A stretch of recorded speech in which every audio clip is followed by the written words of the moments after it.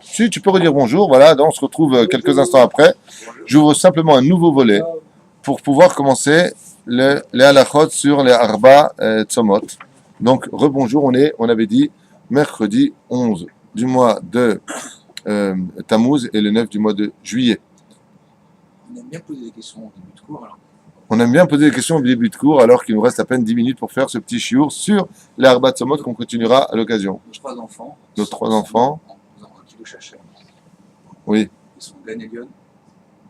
Est-ce que nos trois enfants qui ont été assassinés sont-ils au Gan Eden? Sans l'ombre d'un doute. Ok, Gan Eden et Elion. Je n'ai aucun doute. Ils ne peuvent pas être au Gan Eden, Elion. C'est impossible. Gan Eden. Pourquoi? Dis-moi la question pourquoi. Ne te suffit pas à mes réponses extérieures. Dis-moi pourquoi ils ne sont pas au Gan Eden, Elion. Alors pourquoi ils sont pas au Gan Eden? Bonne réponse. Ah non, pour la simple et bonne raison, c'est que la première année, on ne peut aller que dans le Gan Eden à Tarton, car le Zohar nous dit que si une personne montait directement au Gan Eden à Elion, qui que ce soit, même Yosef Hatzadik, son âme exploserait. Il y a un temps d'adaptation à la Neshama quand elle est dans le corps. Donc, ils sont au Gan Eden à Tarton et ils sont morts d'un Kiddush Hashem. Donc, ils ont le droit au 7e palier du Gan Eden. Donc on n'a pas besoin de faire le Kiddush. Le Kaddish. On n'a pas besoin de faire le Kaddish. Si, pourquoi? Parce que comme le Gan Eden est rempli d'un monde infini, même dans l'infini, on peut faire encore monter les âmes dans l'échelle de l'infini.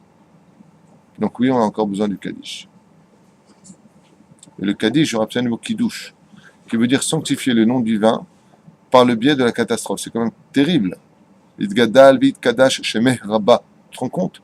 Le mec, il perd quelqu'un et fait le Kaddish. Ça veut dire il loue Hachem que ton nom soit grand. C'est terrible. Cette grandeur d'âme fait monter l'âme encore plus proche d'Hachem. Et comme Dieu est infini dans son salaire, ainsi donc l'homme devient infini dans son plaisir. Donc en faisant le Kaddish pour eux, en faisant de l'étude pour eux, on fait monter leur âme encore beaucoup plus haut. Et il faut savoir que je dis quelque chose qui va peut-être choquer, mais il faut savoir que plus on est conscient de l'étude de la Torah et de la valeur d'Akadosh Baruch Hu, eh bien, ce que leur donne Hachem, personne sur terre ne peut le leur donner. Le plaisir qu'ils ont aujourd'hui d'avoir été une capara pour le peuple d'Israël, d'avoir aimé la terre d'Israël, d'avoir servi le peuple d'Israël, d'avoir été proche de nous, d'être rentré dans nos cœurs, eh bien, toute cette notion-là les font monter à un degré tel où je te le souhaite à toi et à moi. Nous, à 120 ans, si on arrive à cet âge-là, on ne sait pas si on arrivera au premier palier du Gan Eden. Eux, ils y sont déjà. Alors même si le but principal n'est pas de chercher son Gan Eden, on est là pour servir Hachem et Shem Shamaim, bien sûr, mais il n'en est pas moins que le résultat, Kol Israël, Yashlem, Halek Loam Abba, eux, c'est sûr qu'ils ont leur futur, et nous qui sommes dans nos corps aujourd'hui, on ne sait pas si on aura notre monde futur. C'est pas encore gagné pour nous. Bien. Akol Chayavim Litanot Barbat Samot Alalu. Il y a 4 jeûnes que vous connaissez dans l'année qui sont, bien entendu, le jeûne de Guédalia, Asara Betebet, Tisha B'Av et le Yuzdain Betamuz. Je n'ai pas dit dans l'ordre, mais c'est les 4 jeûnes connus. D'accord? Il y a aussi Kippour, il y a aussi Esther, mais qui ont été rajoutés. Pas pour Kippour. Okay. D'accord? Tout le monde a l'obligation de jeûner les 4 jeûnes prescrits par la halakha. Les jeunes, par contre, moins de 13 ans, sont quittes de jeûner pendant ces jeûnes-là.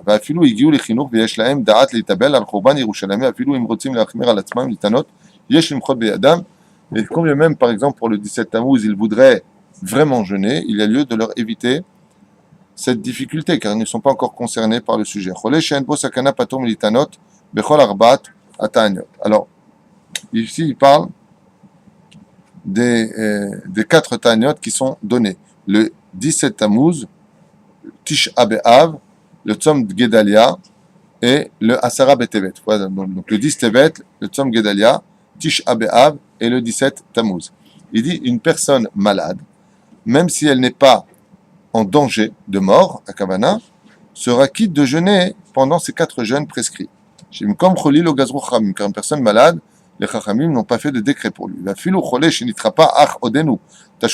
Si la personne maintenant sort de sa maladie, mais qu'elle est encore faible de sa convalescence,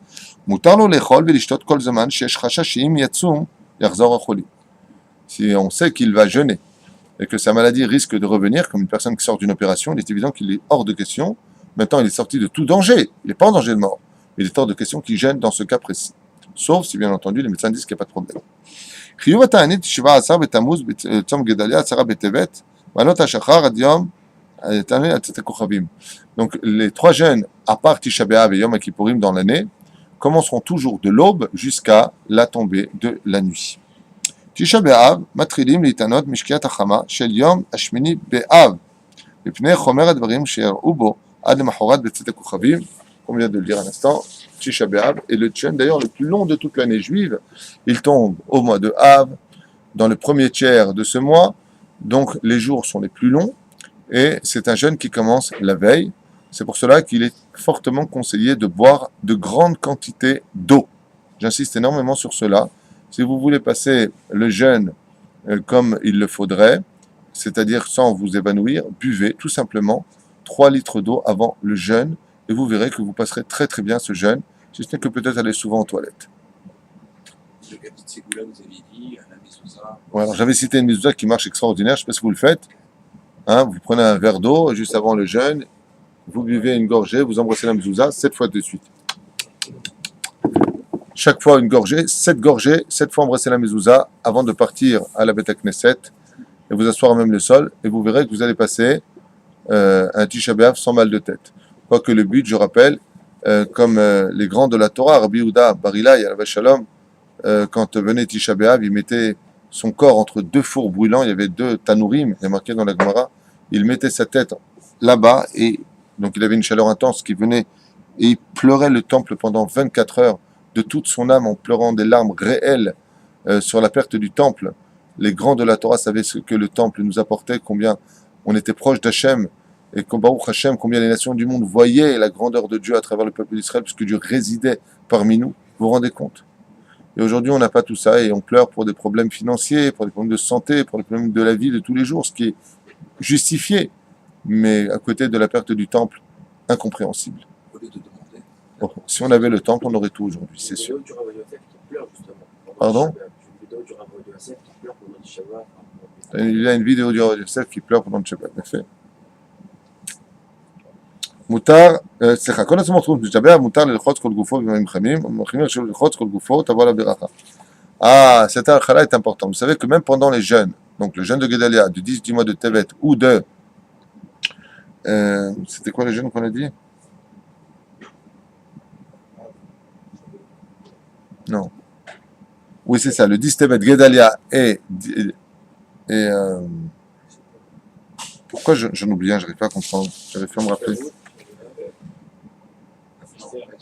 Non, non, pas Esther. Oui, même Esther, tu pourrais, effectivement. Asar Betevet, Tzom Gedalia, ici, d'ici. Chous Mitcha B'Av. Ah, mais le 17 Tammuz, je suis bête. Mahmir Shalo Lichotz Kol Gufo. Qu'est-ce que tu viens de dire? Lo Mekabel, Ezet Tzadik. Mahmir Shalo Lichotz Kol Gufo, Tavo la Beracha. Donc on aurait le droit de prendre une douche pendant le jeûne, car le jeûne consiste à ne pas boire ni ne pas manger. Mais il n'y a pas marqué ne pas se laver. Donc celui qui veut se laver le jour même de ces 3 jeûnes-là, à part Tisha B'Av et Yom Kippourim, où Bichla, on n'a pas le droit de se laver, Tavo la Veracha, il fera bien. On ne se lavera pas, donc, Bezrat Hashem Neder pendant le Yud Zayin Betamuz, le 17 du mois de Tammuz, à l'eau chaude, surtout car ça procure du plaisir. Donc, non. Donc, on évitera de le faire. Yom Ta'anit Be'erev Shabbat, ce qui n'est pas notre cas, l'Echol Ledeot, Yesh Lakel Bervot Shabbat Kodesh, mais c'est tombé la veille de Shabbat, eh bien, on aurait pu le faire. Tzom Shiva, Asar Betamuz, Veyom Tisha B'Av, Tzom Gedalia, Asara Betevet, Leolam Lo Yachol Be'Shabbat. On sait que ces 4 jeûnes-là ne tomberont jamais pendant Shabbat. Im Chalou Be'Shabbat, Dochim Ta'anit, le Mahorat, le Yom Rishon, et s'ils tombaient pendant Shabbat, on les aurait repoussés au dimanche. Im Chal Tzom Asara Betevet, Beyom Shishi, ce n'est pas notre cas. Mishishachar Ve'achal, Beyom Ta'anit Tzibur, Meniskar Lachar Mika, une personne qui s'est levée le matin, ça arrive souvent, surtout à partir d'un certain âge, 60 ans. Les gens se lèvent le matin et d'un coup ils font le café comme d'habitude et chez Akon les bureaux, ah c'est jeune, ils ont oublié, manassé, et nos rachats n'aiment la école, elle a tzach la ashlim, ata'anit v'chaper alav v'chaper al kach shachal b'yom ta'anit al netilat tzedaka v'limud Torah b'eterset. Alors si une personne s'est levée le matin et a oublié que c'était le 17 Tammuz, le 10 du mois de Tevet, le tzom de Gedalia, le tzom de Esther ou les autres tzomot, peu importe, et qu'il a comment il a bu son café alors qu'il arrête. Là où tu te rappelles, tu arrêtes. Et tu donneras de la tzedaka, tu étudieras les halachot, ou tu étudieras un peu plus de Torah, et le temps, par exemple, tu as bu ton café en combien de temps? 3 minutes de plus. À la sortie, tu rajouteras ces 3 minutes de plus, tout simplement, à ton jeûne, afin de compléter ce qui a été manqué. Et ainsi donc, Bezrat Hashem, donc 3 choses nous sont prescrites par la halakha: donner la tzedaka, étudier la Torah pour faire la kapara, et rajouter le temps dans le jeûne qui a été mis dans la nourriture. Et pour aujourd'hui, dernière halakha, Mi sheshachar berach beyom, dernière halakha avec vous, bien sûr, parce qu'après ça, je dois continuer mes halachot à moi. Mi sheshachar berach beyom ta'anit tzibur al davar ma'achal mashkeh, ou beterem ta'am mimeno niskar shehu yom tzibur, ta'am kol shehu ma'achal. Alors maintenant, bien entendu, si une personne, Manasseh, il a pris son café le matin du 17 Tammuz, et vient, il dit, Baruch ata Hashem Elokeinu melech haolam she'akol nהיה bidbaro. Oh, c'est le jeûne. Qu'est-ce que je fais dans ce cas-là? Bien sûr, il faut boire un tout petit peu. Pourquoi? Pour pas que la bracha soit levatala. Dans ce cas-là, ce sera permis. כדי שלא תהיה ברכתו לבטלה ושאיסור ברכה חמור יותר מאיסור אכילת תענית ציבור. Non, pas dans ces quatre-là. Ça pour Kippour. Pour Kippour, oui.